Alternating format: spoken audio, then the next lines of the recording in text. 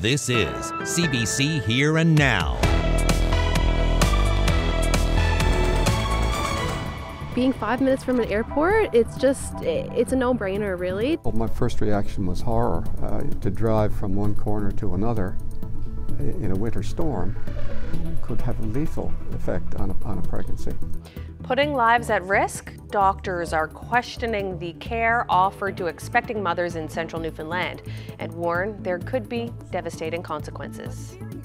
The City of St. John's has some large plans for this big wall. Each panel is about 4 feet high and about 8 feet long, and we've got about 230 feet. I think that we're now venturing into newer processes and technologies. I'm Jeremy Eaton, and I'll tell you all about it coming up.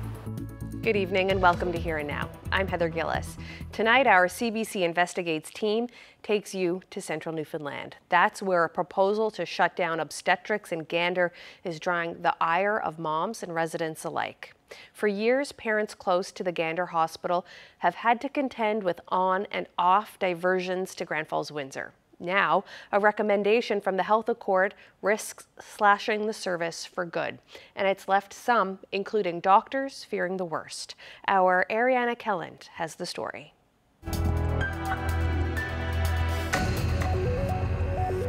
All is calm in Badger's Key, but getting 4-month-old Grayson here was anything but.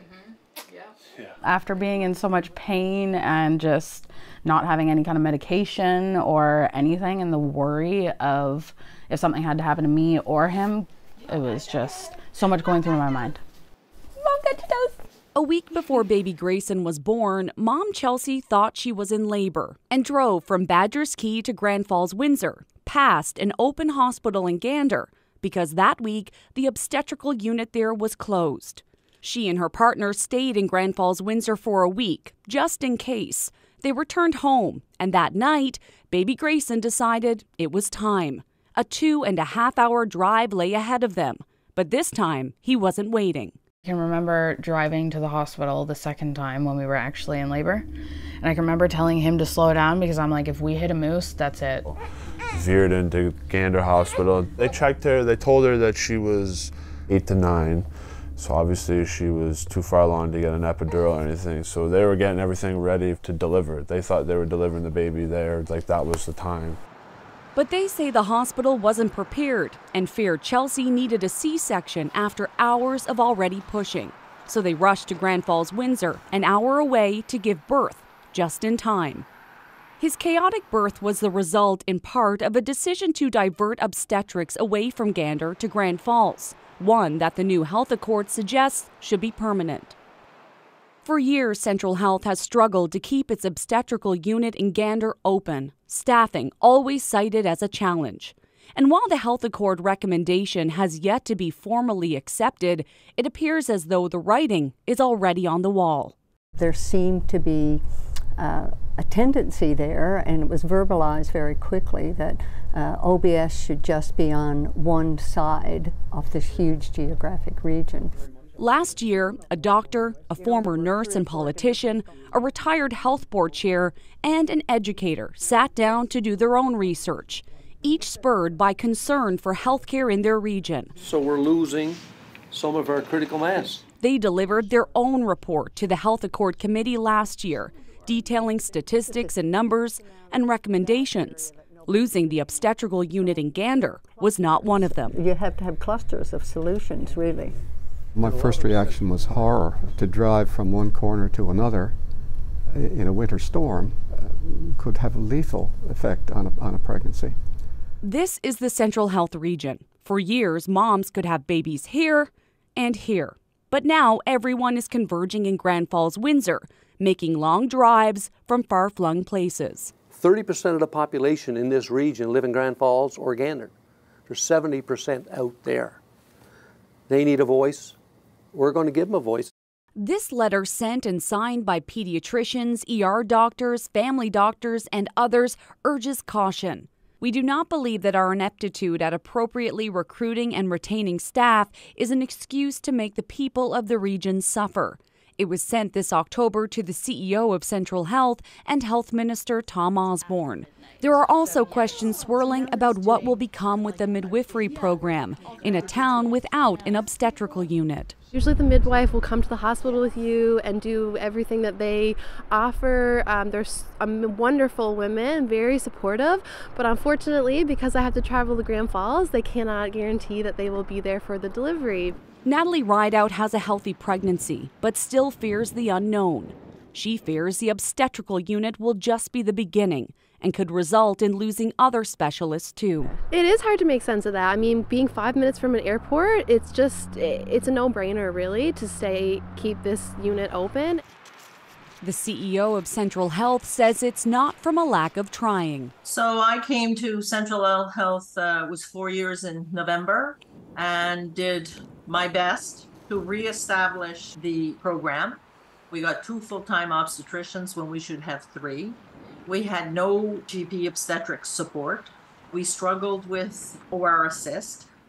And now with the nursing shortage to reestablish, I think we did everything we could. Back in Badgers Key, these new parents bask in the glow of newborn love.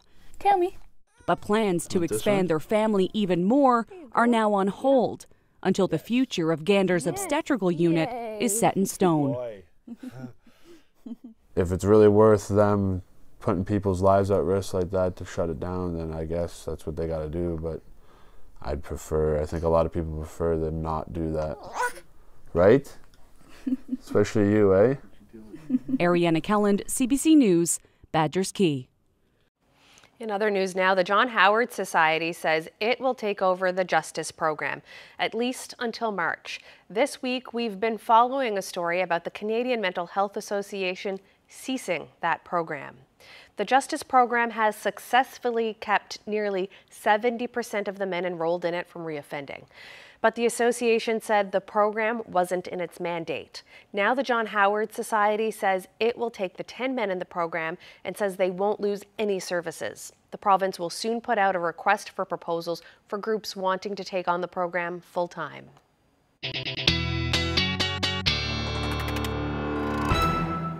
Well, another rainy day for the most part for areas in eastern Newfoundland through central. We're seeing some snow. This is the current satellite and radar. Not a whole lot showing up at the moment, but we do have that wet snow definitely along the TCH, and then with that onshore flow still seeing that drizzle. Now that is the story today. Also these gusty winds. Peak winds at about 72 kilometers per hour in St. John's, 96 in Bonavista, and we're really seeing those winds right across the board. Now taking a look at what's going on right now, 74 kilometer per hour sustained winds right now in Bonavista and about 48 in Gander. If we take a look at those wind gusts, we're gusting between 60 and 70 kilometers per hour. Now as we head through the night tonight, those winds are going to generally continue, same direction as well. By the time we get into tomorrow afternoon, we'll finally start to see those winds ease on the west coast through central. Still gusting about 40 to 60 kilometers per hour for eastern Newfoundland, but that will eventually ease, and I'll get into the details coming up. Thank you, Ashley. Police are investigating a shooting in Conception Bay South. That's according to the RNC. They say 5:30 Tuesday evening, officers responded to possible gunshots at a residence on Uplands Road. No injuries were reported, but the property was damaged. Police believe the incident was targeted, and they say there's no immediate concern for public safety.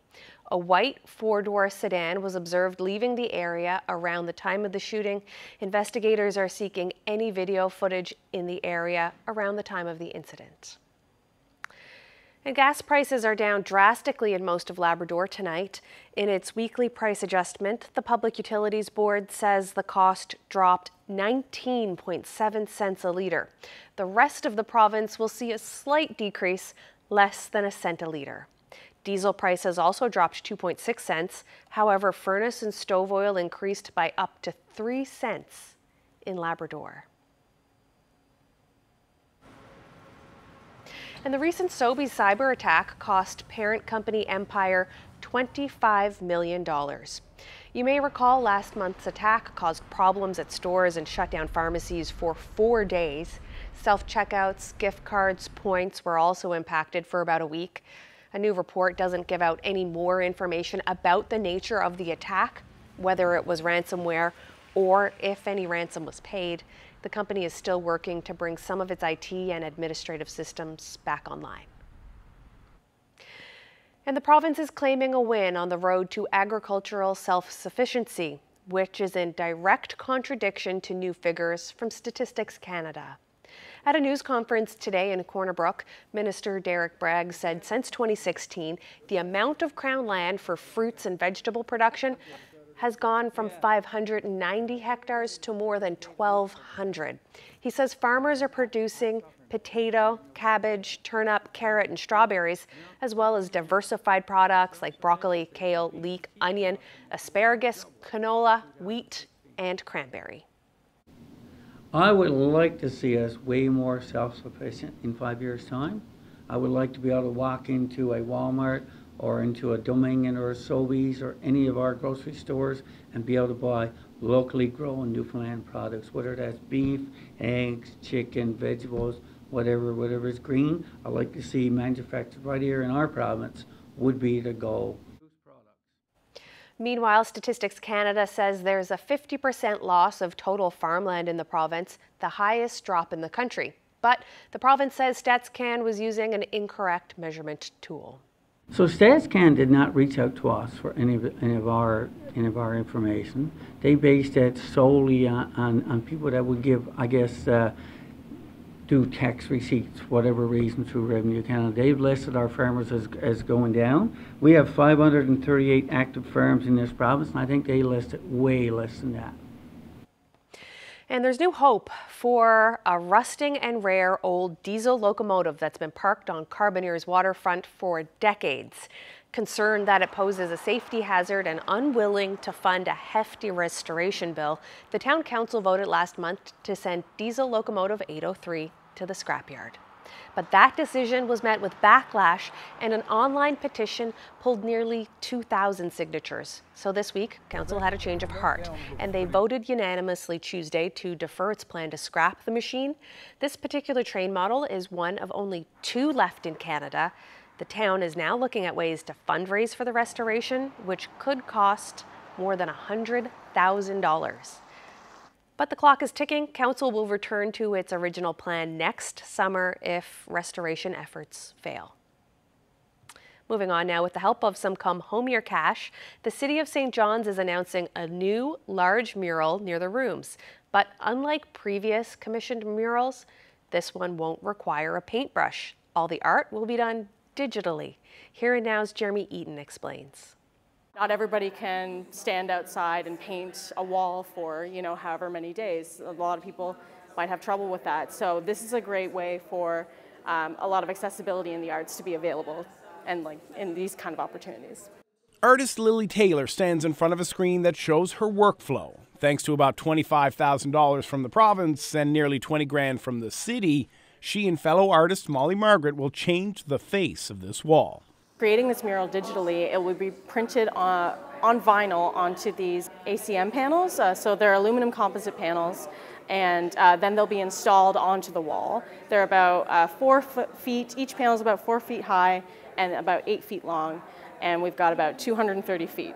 The scenes will span from day to night, with the pair splitting up the work and meeting in the middle. 230 feet, or just over 70 meters, gives them a lot of space to explore different themes. People will see landscapes, plants, and animals, including fairy tales and folklore.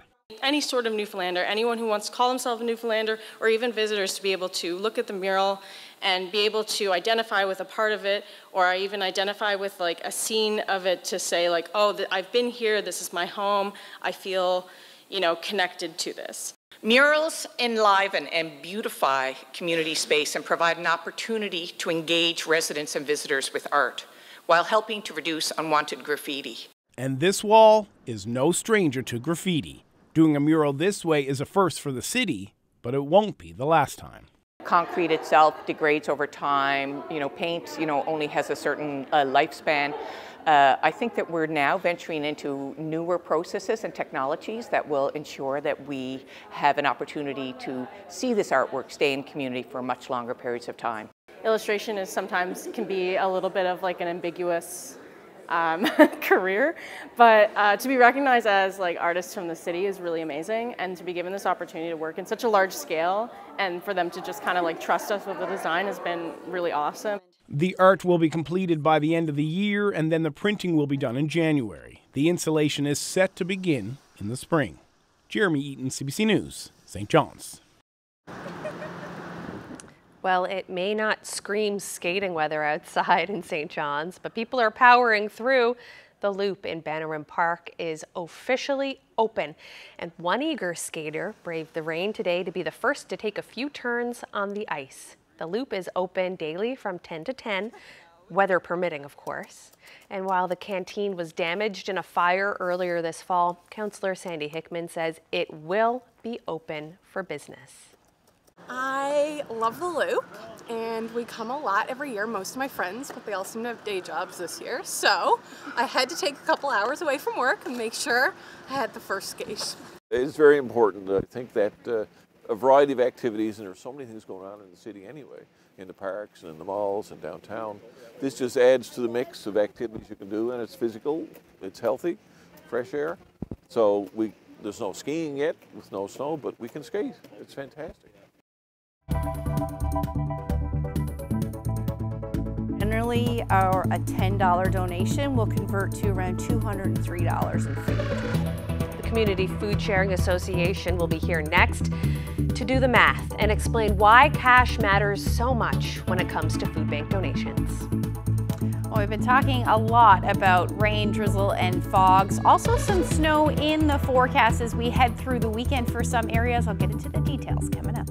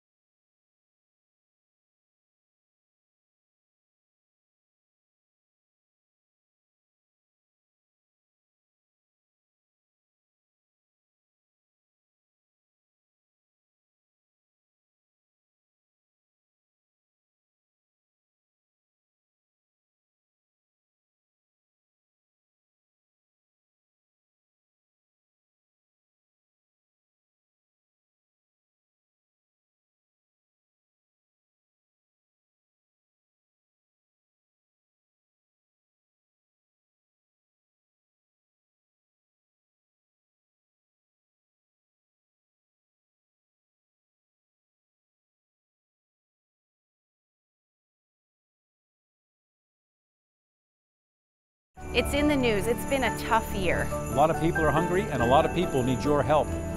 CBC will be live here at the Avalon Mall on Friday to help raise money for the Community Food Sharing Association. Crosstalk, On the Go, and Here and Now will all have special live broadcasts. There'll be music and prizes and a chance to be part of CBC's Feed and L special live broadcast. And if you can't make it here to the mall on Friday, then please just go to the website and donate what you can.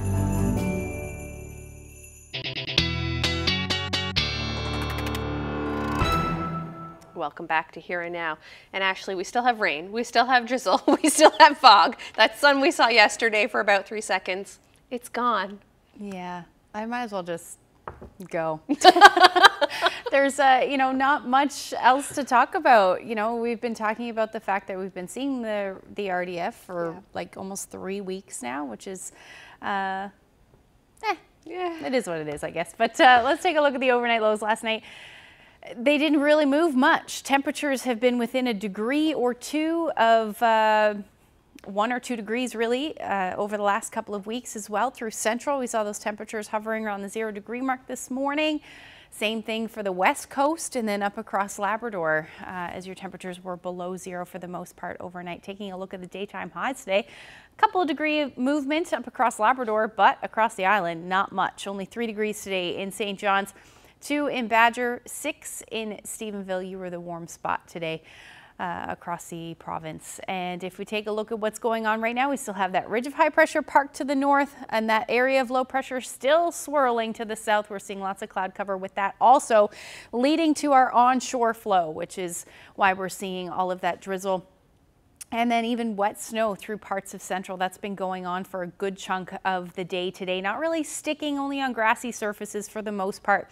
But as the temperatures dip tonight, I do anticipate we will see a bit more in the way of accumulation. Otherwise, temperatures a bit cool up across the big land. But if we take a live look outside right now, it is still fairly rainy and also pretty windy out there as well. Those winds are sustained at about 39 kilometers per hour right now, 3 degrees with that wind chill feeling more like -3. So if we take a look at the wind chill across the province, you can really see where those strong winds are. 0 degrees in Gander, but that wind chill making it feel more like -8. And then really the wind chill not too significant up across Labrador, but Happy Valley, Goose Bay, it's feeling more like -10. Now taking a look at the winds over the next 24 hours, we're still going to see these winds gusting at times upwards of about 80 kilometers per hour in that northwesterly flow, northeasterly flow, but that's going to continue for a good chunk of tomorrow afternoon as well. Now through Central, we're talking about 40 to 60 kilometers per hour. Some areas along the west coast we'll see between 20 and 40 kilometers per hour, but we really won't see any relief of that until we head to tomorrow evening. And then eventually by the time we get into Saturday, those winds are going to pick back up again on the west coast and even more so as we head into Sunday with some gusty winds between 60 to 80 kilometers per hour. So taking a look at the current satellite radar, we do have some onshore drizzle again, the most part in and around along the northeast coast. Some cloud cover through Central here, and that is bringing that wet snow, not really showing up on the radar, but it certainly is there. And that will generally continue. Future Tracker picking that up fairly well as well. So as we head through tonight, expect that to continue for the most part. We might see a bit of a break, but it'll move right back in again as we get into Friday morning, especially for areas east across the Avalon and the Bonavista Peninsula, and then parts of the northern peninsula. We'll see those showers, those flurries through the overnight and into tomorrow morning. Temperatures tonight should hover around the 0 degree mark, maybe a little bit below towards the west coast, but further east and along the south coast, you're going to see your temperatures still well above 0 overnight tonight. And again, those breezy winds continuing. Labrador, you're looking at your temperatures below 0, and then the winds eventually will ease, but overnight lows tonight in Lab City will hover around -13. So tomorrow, generally unsettled, generally gray again. However, it does look like we'll see some scattered flurries through Central and then really across the board. And it's not really showing up amounting to much, but that risk will certainly still be there. And we may see a few flurries in the mix as well for the Avalon. Now, as far as accumulations go, this will take us through to tomorrow morning. and then eventually into Saturday morning.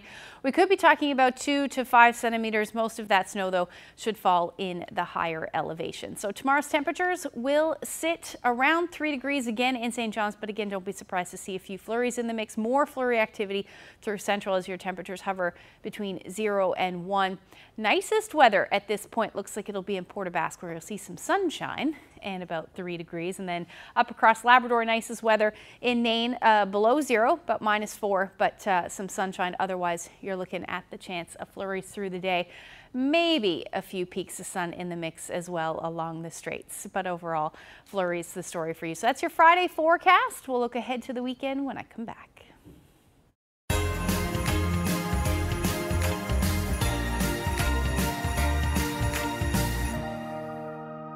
Tomorrow is CBC's Feed NL Day, and it's about making the season kind, where CBC and partners are raising money for local food banks. And we're here with Wanda Hillier of the Community Food Sharing Association. So first, Wanda, tell us how important this day is for you and food banks across the province. Thank you for having us once again this year. This is an amazing day for us. Not only do we collect an amazing amount of funds that can be distributed across the network, we get a lot of an awareness. Your broadcast, your publications, the whole thing that happens that day just reaches every nook and cranny of the province, and that's so important to us when we're trying to spread the message about not only what we do, but that hunger is a real problem in a lot of Newfoundland and Labrador right now, and in Canada. Tell us a little bit about how big the need is. How many people are hungry in Newfoundland and Labrador right now? We have a lot of people hungry in the province right now. From Food Banks Canada perspective, I can tell you about our users. The other side of that is that we don't get to everybody. We're serving about 40% of the people that actually need it. There are statistics out there that help us determine that number, but you know, we're serving 30% of our demographics are children. Anywhere from 7 to that 10% range this year is now seniors accessing food banks.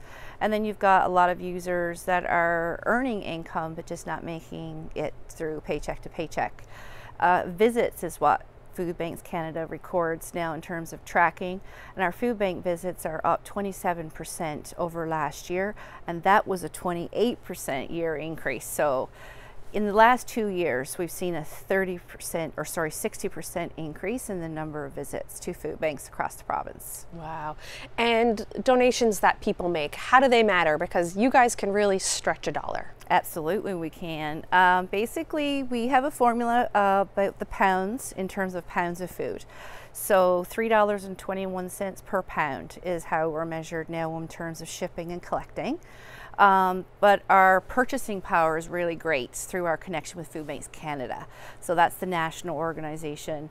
They negotiate and work with manufacturers right from the factory level and from the corporate level to ensure that when we do acquire a bulk food purchase, we're getting a great deal. Generally, a $10 donation will convert to around $203 in food. So that's an amazing percentage for us to work with. And again, it's because we work directly with some of the bigger companies. And what are some of the items that are of the biggest need that people really look for when they come to you? Most food banks have a list they'll provide of the most hot topic items, but just to give you guys a little idea, peanut butter is a really big one. Super expensive, but it's super nutritional. Goes a long way when you can put peanut butter on toast for our kids in the morning to get them out to school. Tea bags is a pretty hot item that we get a lot of requests for along our more mature population. Canned milk has gotten really expensive in the last number of years. That's a hot item. Cereal, rice, flour, sugar. Kraft dinner is a hot one for the kids. Wanda, if anyone wants to make a donation to the CBC's Feed NL campaign, how can we do so? Go to online. Go to the CBC Feed NL website. Go to Community Food Sharing's website. Ton of places. The links are right there built in, and you can make a donation online, or you can call the office if you don't have that capability. Okay, Wanda, thank you so much. Thank you for having me.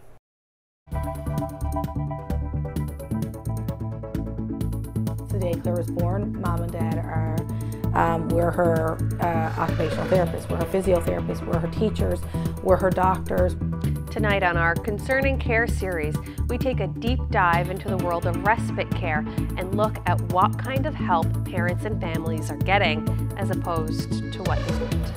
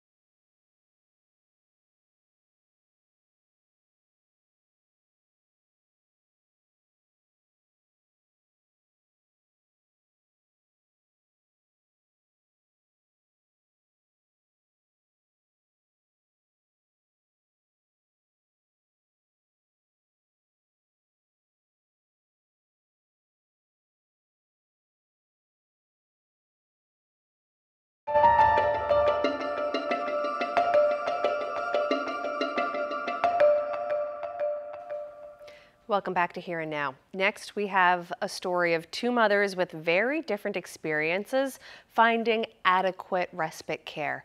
Both say they have one thing in common, and that's that they say improvements are needed.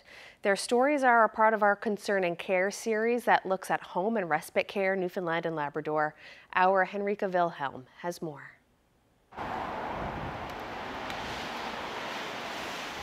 Since the day Claire was born, Mom and Dad are occupational therapists. We're her physiotherapists, we're her teachers, we're her doctors, we're her nurses, we do more than being a mom and dad.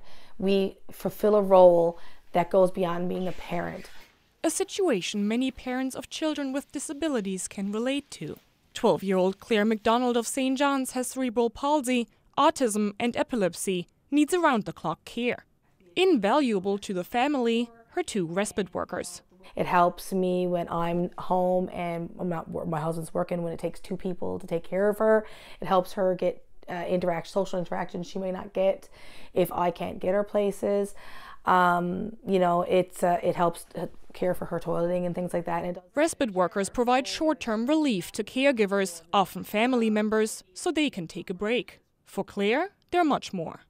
Claire's the only child, so they're her older sisters, they're her buddies, they're her best friends. Elizabeth Council knows the value of a good respite worker. It's amazing because, you know, they're engaging with your kid, they're giving you that break, they're giving you that confidence that he's going to be safe with that person. You know, you can go out and have a coffee and go, oh, he's okay. They're not going to call me in 5 minutes to come back. Her 8-year-old son John has autism, is nonverbal and self-harms. He has behavioral issues, needs help with using the bathroom, getting dressed, and he needs sensory input. The family first hired respite workers privately, but none of them lasted. Then they hired a home support agency through Eastern Health, but Council says many of those workers were incompetent. Oh, they just sit on the couch and scroll through their phone and they ignore them, and that was not, you know, appropriate. There's people who couldn't cook him a simple snack. They couldn't, you know, they didn't know what to do with his dirty clothes. They didn't know, you know, they flush baby wipes down the toilet. So they didn't know how to care for someone like John at all. Like, it was a huge fail. We did it for months, and you know, at the end of it, we fired the agency, and I ended up having to quit my job. Both mothers say the system is in dire need of improvements, with better job role definitions and better wages and benefits for workers. Provincially, about 8,500 people work in home support and respite care. Around 4,500 of them are represented by the union NAPE. They currently earn $16.95 an hour, which is due to increase by 10 cents on April 1st. They also want better funding for families, as well as more recognition for the job and more respite-focused training. This is an important job that needs to be taken seriously. And even Eastern Health, you know, the first thing they ask you is, do you have someone who can do this for you for free?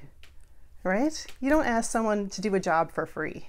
You know, this is not a hobby. It's not, you know, oh, we'll just sit and keep John company. No, this is a job, but we're not even treating it like it's an actual job. You know, so I think the public has to realize that this is a problem. There has to be more of an outcry saying we can't let families, you know, who have needs, you know, be ignored. You know, because you know, it's very isolating, right?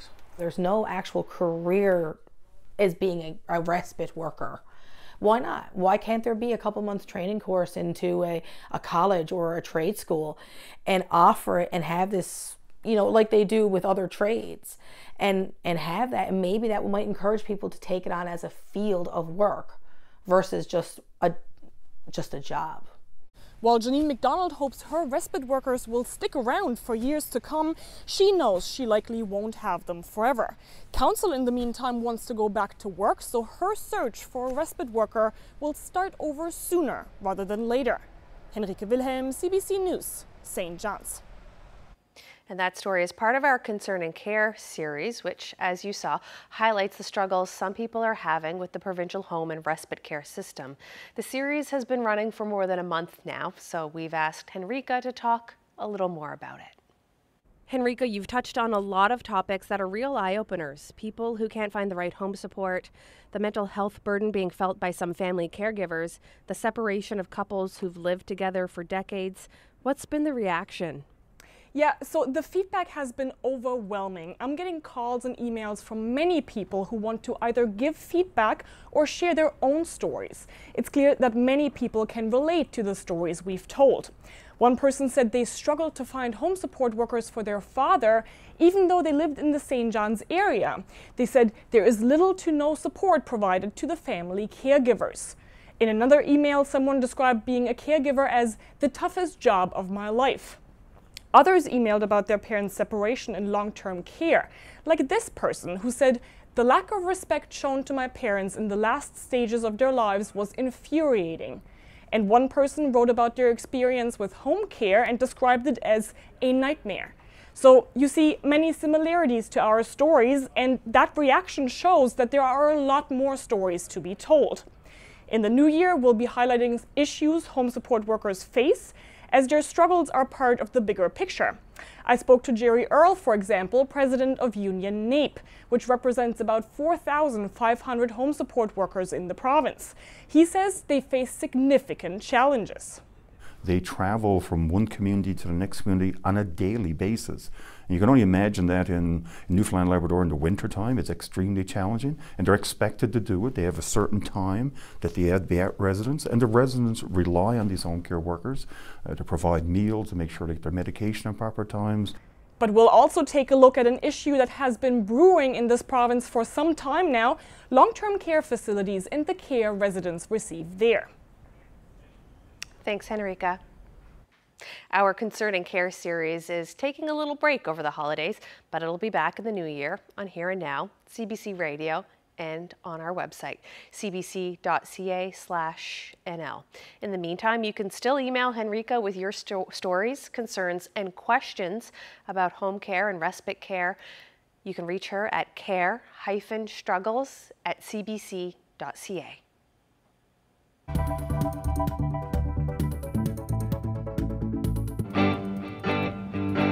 A very good friend of mine told me something the other day. Move over, Trooper. Here comes the Holy Heart Choir with their take on the band's classic 70s tune. That story is next.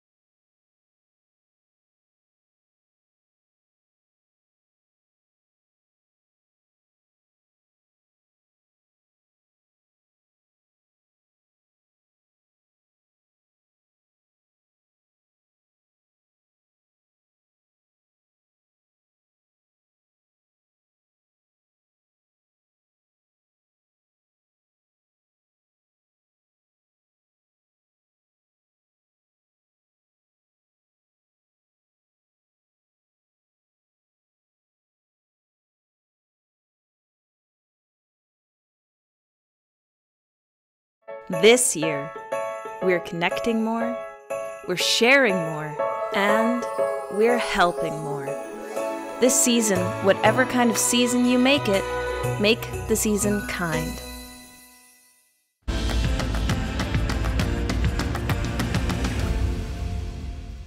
Welcome back. The Holy Heart Chamber Choir came up a little short on their bid to win the CBC Music Canadian Music Classroom Challenge, something they've done in 2017, 2019, and 2020. But their choral director wanted to get his singers a little more involved and have some fun and come out of their shells after a few tough years due to COVID-19. Earlier this year, they filmed a video for the challenge with the unique cover of Troopers' "We're Here for a Good Time." Have a listen.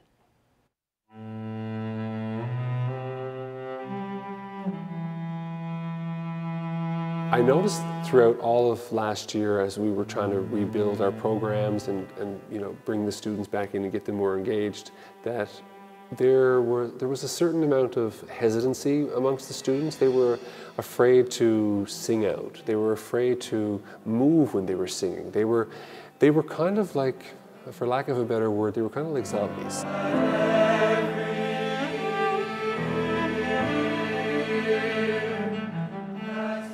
Work on something together and then put it together and then be able to submit it out to the competition and basically just to have a lot of fun.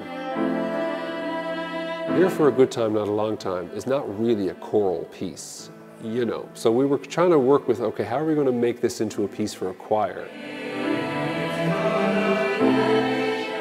The students have never met the composer. It's been me kind of going back to him, but like every week they would come in and we'd have a different color paper. We'd have a blue sheet one week, and now this week we're on yellow, this week we're on green, and it would be always a new arrangement. And that really gave them ownership because they realized that their input mattered into the song. Written by Holy Heart students, for Holy Heart students, and we're just excited to be able to share it with everybody.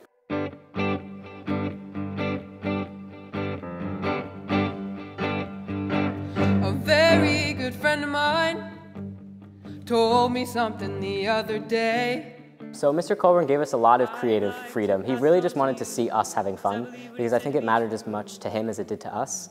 So he really just kind of let us go crazy. I mean, there was a couple scenes where it was like, hey, this would look cool, let's do this. But other than that, we really just got to have fun with our friends and sing, which can't get much better than that. So. The sun can't shine every day. Being able to just have fun with your friends and dance and do the thing you love, with just sing, it's just a wonderful experience. And like Connor said, the process getting to that video was so collaborative, and it was a great sense of pride and joy that we were able to sort of get to that point where it was so good, and we were so happy with how it turned out. And then it's gonna rain for a good time, not a long time. I was so excited. So we got an email from Trooper.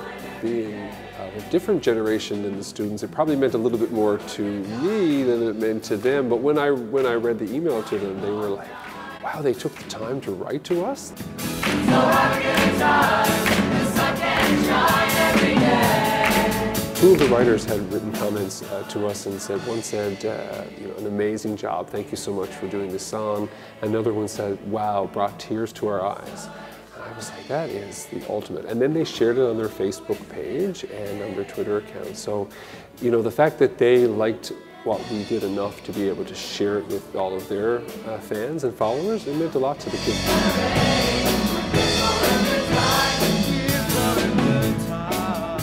I'm really trying to capture key moments where it's my last year, and so hanging out with all my friends, throwing the jackets off, running around, it's just a really fun experience, and a fun thing that you can say that you did in high school that not everyone has the opportunity to.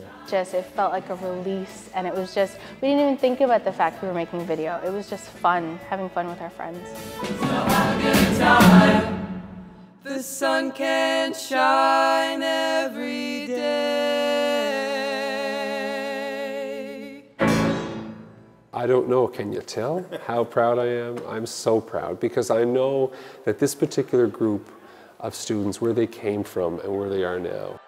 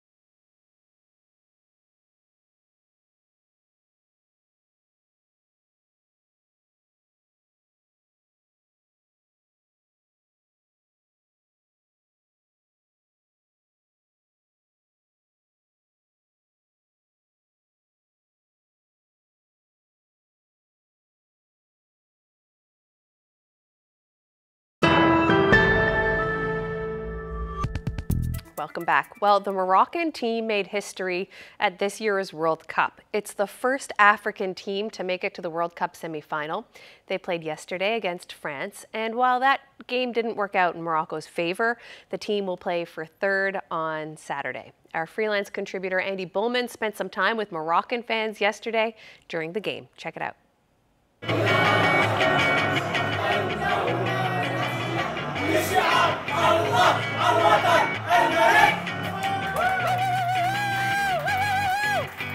Morocco has been a pretty amazing team to watch this World Cup. In order to make it to this historic semi-final, going for Morocco? Yeah, Morocco! Morocco!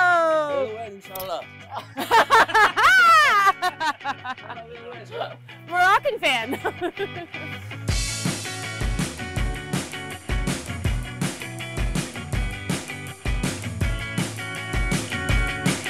My name is Mehdi. I am a Moroccan Canadian and I cheer for Morocco.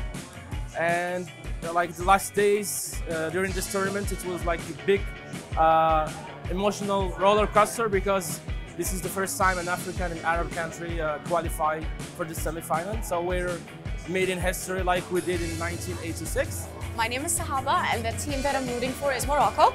Obviously, I'm Moroccan. Have you been watching the games the whole way through? Yes, absolutely. I watched every single game. Been rooting for Morocco from the beginning. And I'm really, really happy that we made it to the semi-finals. We made history, so it's amazing. What do you think the outcome today is going to be? France is a strong team, I'm not going to lie. The French team is a strong team. The Moroccan team is also a very strong team. Regardless, to be honest with you, I'm really proud of the team. Regardless of the outcome today, I'm very happy to see that a team that represents an African country and an Amazigh country is representing in the World Cup and is winning. And I'm very proud of how far they've come in these games. And as I said earlier, to be honest with you, even if the outcome is not the best today, we are proud of them regardless, no matter what. They've made history, they have been working extremely hard, and we're all very proud of that.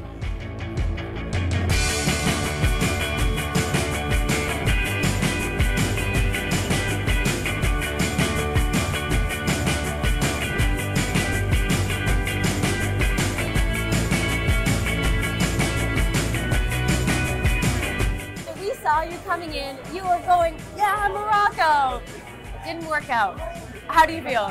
I feel great and thank you for the team Morocco. They did a good job and they make it to the semi-final. That's a great achievement for Africa and all the Arabic. But I think the Moroccan team, they play very good. But just some luck that doesn't come with us. So just congratulations for French.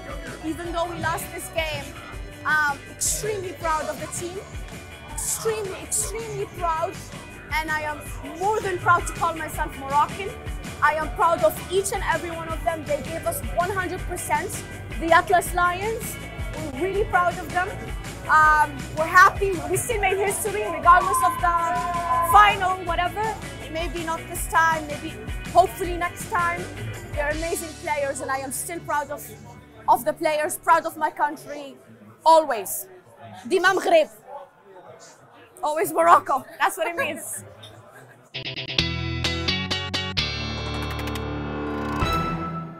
Well, Ashley, like the Holy Heart Choir said earlier, the sun can't shine every day. That's right. No, it can't. And unfortunately, I don't see a whole lot of sunshine in the forecast for the weekend. Sorry about that. But let's take a look at what is going to happen. We might see the sun through parts of the island, maybe peek out in the afternoon on Saturday, but overall we're still in that onshore flow for the northeast coast, and that means we're still talking about the potential for some flurries or showers or drizzle through the day. Same thing for coastal areas of Labrador where temperatures are a bit cooler, so you actually may see some freezing drizzle as well, even tomorrow. But really on Saturday. The good thing is that we'll get a bit of a relief from the winds through the day. But again, it's looking really unsettled. Temperatures will be hovering around the 0 degree mark, a bit above for eastern Newfoundland, and same thing along the south coast. But again, your temperatures up across Labrador will be below 0. So about -7 in Lab City, but your temperatures towards the coast hovering around the 0 degree mark, or just a few degrees below for your Saturday. Now, as we head into the evening hours and into Sunday rather, we're really not going to see a whole lot of change in the forecast. In fact, we're actually going to see a better chance of some showers as the day goes on, especially along the south coast. Better chances of some flurries as well across the island. Next system will move in, and it is going to bring that rain yet again, some periods of rain for eastern areas of the island, and then even through central we'll likely see that rain through the day as well. So taking a look at the temperatures, between 2 and 3 or 4 degrees for the island. Up across Labrador, you're hovering around the 0 degree marks. We're continuing with this mild trend, 1 in Happy Valley, Goose Bay, and -5 in Lab City through the day. And again, you're looking at some periods of snow, maybe even mixing with rain, as those temperatures are around 1 degree through central Labrador. Taking a look at the long range forecast. Now there's a bit of discrepancy what's going to happen on Tuesday rather, keeping my eye on that one. We may see some snow, but it also may just be rain. So definitely going to keep an eye on that forecast. And then as far as central Newfoundland goes, same thing for your Monday, either rain or snow, but then it does look like flurries will be the story for your Tuesday. Then western Newfoundland, temperatures really not moving too much, between 0 and 2 degrees right across the board. But by Tuesday, we're talking about the potential for some flurries. For eastern Labrador, above 0 for the end of the weekend, continuing through Tuesday. And then western Labrador continuing with these warm, mild temperatures, relatively speaking, between -4 and -5. Just take a look at this great shot. Little bunny playing in the snow there in St. Anthony. Thank you to Karen for that. If you have any weather photos you'd like to share with us, send them to Facebook, Twitter, or email them to nlphotos@cbc.ca. What a nice shot. Love the wildlife. Definitely. And one other note to leave you with before we go, the RCMP in Bay Roberts says there's a serious crash on Route 70 in Spaniards Bay between New Harbour Road and Mint Cove Pond Road, and it's impassable because of that accident. Police say it will stay that way for a while. All right. Tomorrow's Feed NL Day. Yep. We'll be at the mall. See you there. Good night. Good night.